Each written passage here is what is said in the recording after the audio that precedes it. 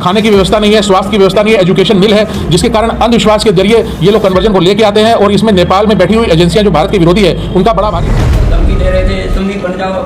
हमने कहा हम नहीं बनेंगे, हमारे पास नहीं सही। 30 घर वापसी हुई, उसके बाद निरंतर घर वापसी हमारी संस्था द्वारा करीब 1000 आदमी की घर वापसी।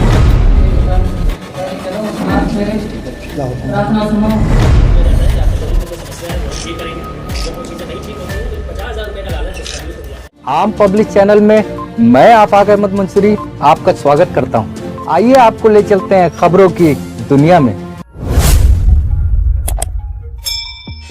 प्रदेश में चल रहे जबरन धर्मांतरण और अंधविश्वास के खिलाफ all India Sikh Punjabi welfare council और लखनऊ गुरुद्वारा प्रबंधक कमेटी ने लखनऊ प्रेस क्लब में एक महत्वपूर्ण प्रेस वार्ता आयोजित की। इस दौरान संस्था के वरिष्ठ पदाधिकारियों ने धर्मांतरण की घटनाओं पर गहरी चिंता जताई और इसे सामाजिक समरसता व सांस्कृतिक विरासत पर गंभीर खतरा बताया। लखनऊ गुरुद्वारा प्रबंधक कमेटी के अध्यक्ष सरदार राजेंद्र सिंह बग्गा ने प्रेस वार्ता की शुरुआत करते हुए संस्था कार्यवाहक अध्यक्ष और वेलफेयर काउंसिल के राष्ट्रीय अध्यक्ष सरदार हरपाल सिंह जग्गी के प्रयासों की सराहना की। उन्होंने कहा कि जग्गी ने सबसे पहले पीलीभीत की ग्राम सभाओं में हो रहे बड़े पैमाने पर राय सिखों के धर्म परिवर्तन की घटनाओं को उजागर किया और इसके विरुद्ध अभियान चलाया। प्रेस वार्ता में सरदार हरपाल सिंह जग्गी ने स्पष्ट रूप से कहा कि संस्था जल्द ही उत्तर प्रदेश के विभिन्न जिलों में जनसंवाद सभाएं और धार्मिक जागरूकता कार्यक्रम आयोजित करेगी। उन्होंने कहा कि हमारी मांग है कि यूपी सरकार इस बात की जांच कराए कि धर्मांतरण के लिए पैसे कहां से आ रहे हैं और क्या इनके पीछे कोई बी टीम काम कर रही है जो भविष्य में समाज के एक वर्ग को मजबूरन धर्म बदलने पर विवश कर सकती है। सरदार हरपाल सिंह जग्गी ने मांग की कि सरकार इन प्रभावित क्षेत्रों में शिक्षा, स्वास्थ्य और रोजगार की समुचित व्यवस्था करे ताकि जनता जागरूक हो सके और किसी भी प्रकार के बहकावे या प्रलोभन का शिकार न बने। हरपाल सिंह जग्गी ने मुख्यमंत्री योगी आदित्यनाथ, पीलीभीत के जिलाधिकारी जितेंद्र सिंह और एसपी अभिषेक यादव का धन्यवाद करते हुए कहा कि प्रशासन ने मामले की गंभीरता को समझते हुए कठोर कार्रवाई शुरू कर दी है। इसके साथ ही उन्होंने पीलीभीत के सांसद और विधायकों से अपील की कि वे अपनी निधि का उपयोग इन क्षेत्रों के विकास में करें। गुरुद्वारा बल्हा पीलीभीत से आए अध्यक्ष गुरुदयाल सिंह, सचिव परमजीत सिंह और जर्नैल सिंह ने संयुक्त बयान में प्रदेश की अन्य सामाजिक संस्थाओं से भी अपील की कि वे अपने क्षेत्रों में जाकर धर्मांतरण की गतिविधियों की जानकारी लें और यदि ऐसी कोई घटना पाएं तो तुरंत संस्था को सूचित करें। सरदार देवेंद्र सिंह बग्गा ने कहा कि पीलीभीत की सांस्कृतिक विरासत पर धर्मांतरण का गहरा साया पड़ रहा है और ये समस्या प्रदेश के अन्य क्षेत्रों में भी फैल रही है। सरदार तेजपाल सिंह रोमी ने कहा कि प्रलोभन, आर्थिक असमानता और धर्मांतरण को बढ़ावा देने वाली एजेंसियां इस संकट को और अधिक गंभीर बना रही हैं। वहीं कानपुर से आई डॉक्टर हरमीत कौर ने जोर देकर कहा कि हमें समस्या के जड़ में जाना होगा। उन्होंने सवाल उठाया कि सरकार की योजनाएं कितनी प्रभावी हैं और क्या वे वास्तव में धरातल पर उतर रही हैं या नहीं। आज आप लोग प्रेस वार्ता कर रहे हैं जो धर्म परिवर्तन हो रहा है, ये अब तक के कुल कितने केसेज आए और किन विशेषकर क्षेत्रों में हो रहा है और किन लोगों को इसमें टारगेट किया जा रहा है? देखिए, धर्म परिवर्तन जो प्रदेश के अंदर और पंजाब के अंदर स्टार्ट हुआ वो 2002 से स्टार्ट हुआ। पीलीभीत क्षेत्र में सबसे पहले ये एपी सेंटर बना, ध्रुवीकरण बना, जो कि 2020 से प्रबलता से देखा जाने लगा।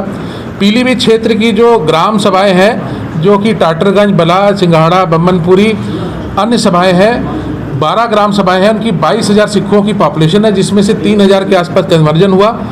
हम लोग प्रयासरत थे जिसमें कि जर्नैल सिंह जी है, बला कमेटी के गुरुद्वारे के सदस्य हैं, परमजीत सिंह जी जो हैं सचिव हैं। इन लोगों ने एक वीडियो बना के डाला था जो कि एक चैनल के थ्रू आया था जिससे पता लगा इतना कन्वर्जन हुआ। जब हम गए तो देखा कि वास्तव में सच है और वहाँ पर फरवरी के महीने में प्रोग्राम कराया गया, अमृत संचार कराया गया, 30 लोगों की घर वापसी हुई। उसके बाद घर वापसी निरंतर चलती रही और बला कमेटी के द्वारा करीब 1000 आदमी के घर वापसी हो गई, जिसके हमारे पास एफिडेविट डॉक्यूमेंटेड प्रूफ्स हैं। हम आज लेके भी आए हैं, वहाँ पर एफिडेविट हुए हैं। विशेष रूप से किन लोगों को टारगेट किया जा रहा है और किस धर्म में इनका जो कन्वर्जन हो रहा है? देखिए, जो प्रदेश के अंदर है वो विशेषकर सिख जो है, राय सिख है, उनको टारगेट किया गया है। थारू जनजाति को टारगेट किया गया है और इसको टारगेट करने का मुख्य कारण ये है कि यहाँ पर अधिक केसेस में देखा गया निर्धनता है, गुर्बत में ज़िंदगी जी रहे हैं। ये कटान के क्षेत्र में रहते हैं, बाढ़ग्रस्त क्षेत्रों में रहते हैं, इनकी खेती डूब जाती है, खाने की व्यवस्था नहीं है, स्वास्थ्य की व्यवस्था नहीं है, एजुकेशन नील है, जिसके कारण अंधविश्वास के जरिए ये लोग कन्वर्जन को लेके आते हैं। और इसमें नेपाल में बैठी हुई एजेंसियां जो भारत के विरोधी है, उनका बड़ा भारी हाथ है। और हमको कुछ सामान भी मिला है जहाँ पर Korean calendar, south Korean calendars भी मिले हैं, जो बताते हैं कि यहाँ पर एक योजनाबद्ध तरीके से डेमोग्राफिक चेंजेस, जिसको जनसंख्यीय परिवर्तन कहते हैं, उसको लाने का कार्य हो रहा है।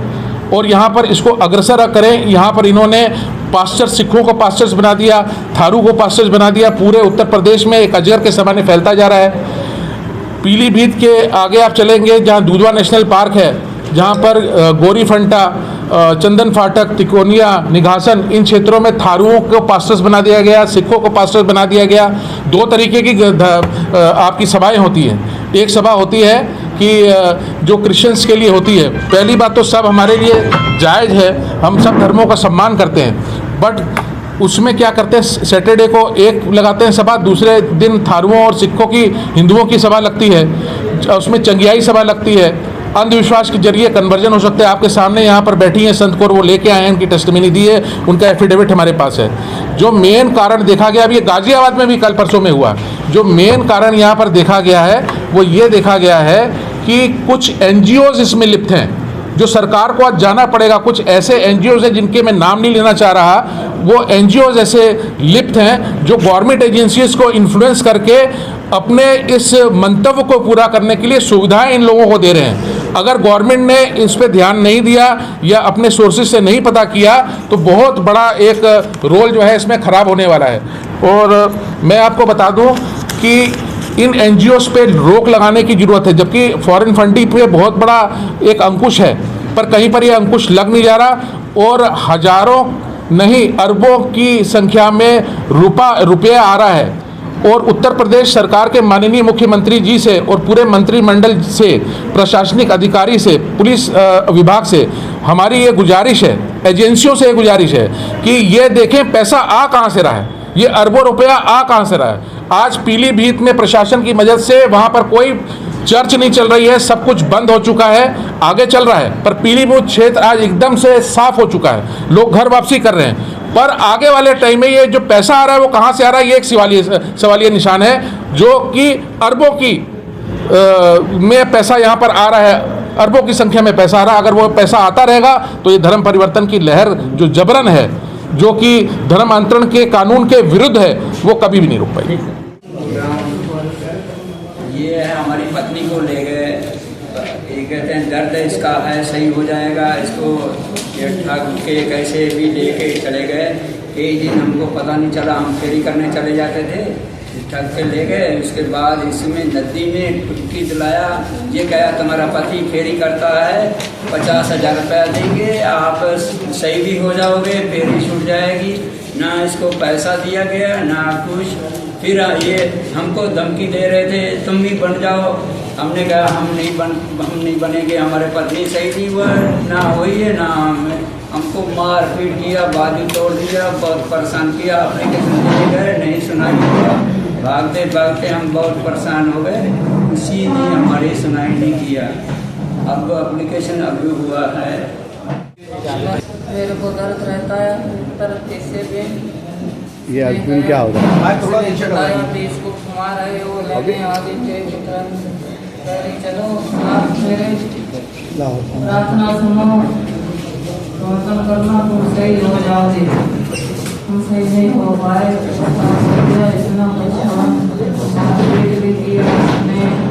हमारे घर को सब लोग ट्राई किया, इतनी परेशान दिया, नहीं सुनाई कोई सुनाई। जनवरी में प्रोग्राम हुआ और उसके बाद फरवरी के महीने में गुरबत समागम किया गया, जिसमें 30 घर वापसी हुई और उसके बाद निरंतर घर वापसी हमारी संस्था द्वारा करीब 1000 आदमियों की घर वापसी हो चुकी है, जिसके डॉक्यूमेंटेशन हमारे पास है। प्रशासन की बहुत बड़ी मदद मिली, माननीय मुख्यमंत्री योगी आदित्यनाथ जी के आशीर्वाद से और उनके पूरे समर्थन से, प्रशासन के पूरे समर्थन से पीलीभीत प्रशासन, विशेषकर जिलाधिकारी पीलीभीत और कप्तान पीलीभीत अभिषेक यादव जी के समर्थन से वहां पर कड़ी कार्रवाई की गई और अब तक 15 लोगों पे एफआईआर हो गई है। और रिसेंट 19 तारीख को एक एफआईआर हुई गंगा सिंह रतन सिंह और उनके साथ उनकी पत्नी सुपत्नी यहाँ पर बैठी है संत कौर। काफी दिनों से उनकी एफआईआर पेंडिंग थी। और आप बस इतना करिए कि आप अपना धर्म परिवर्तन कर लीजिए। इनको शारदा नदी में डुबकियां लगाई गई और डुबकियां लगा के इनको कुछ पिलाया गया, जिससे इनको कुछ दिन आराम मिला और आराम कुछ दिन मिलने के बाद इनको फिर से वही प्रॉब्लम हो गई। इनके पति यहाँ पर बैठे हैं रतन सिंह जी, इनको भी कन्वर्ट करने की कोशिश की पर ये गुरु के आस्था वाले थे, कन्वर्ट नहीं हुई। मियां बीवी मतभेद भी हुआ और रतन सिंह को मारा पीटा भी गया और उसके बाद ये भी वापसी कर ली घर पे अपने। और उसके बाद इनको कहा घर वापसी करोगे तुमको मारा पीटेंगे, तुम्हें हम जिंदा जला देंगे। ये सब इनके साथ हुआ है। अब मैं इसी कड़ी में पहले संत कौर का वक्तव्य आपके आगे दिलवाऊंगा और उसके बाद रतन सिंह बोलेंगे। अगर आपने हमारे चैनल को सब्सक्राइब नहीं किया है तो आम पब्लिक चैनल को सब्सक्राइब कीजिए और हाँ, बेल आइकन जरूर दबाइए।